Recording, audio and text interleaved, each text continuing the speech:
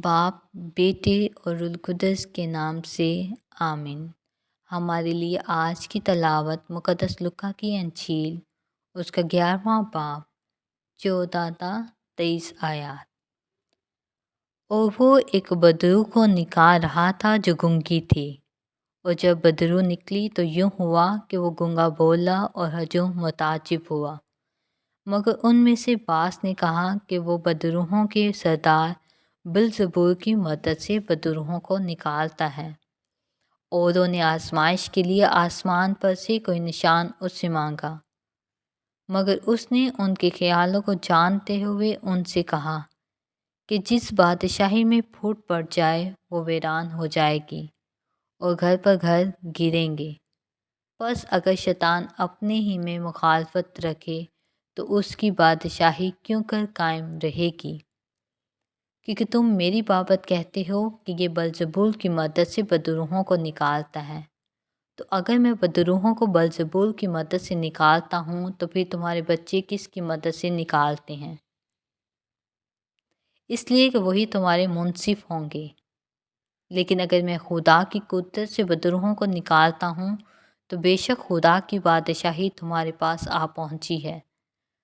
जब कोई मुसल्ला ज़ोर आवर अपनी हवेली की हिफाजत करे तो उसका माल महफूज रहता है, लेकिन अगर उसमें भी ज़ोरावर आकर उस पर गालिब आए तो उसके सब हथियार जिन पर उसका भरोसा था छीन देता और उसका माल लूट कर बांट देता है। जो मेरे साथ नहीं वो मेरे मुखालिफ है, और जो मेरे साथ जमा नहीं करता वो बिखेरता है।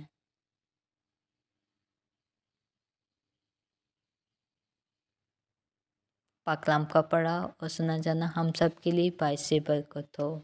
आमीन। ध्यान और ज्ञान।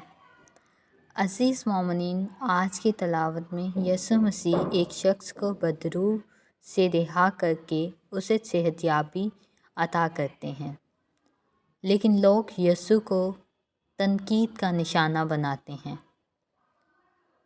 यीशु लोगों के इन रवैयों से मायूस नहीं और दिल बरगश्ता नहीं होते, बल्कि मज़ीद उनकी रहनुमाई और मदद करते हैं कि किस तरह हमें अपने माशरे में अच्छाई का प्रचार करना है।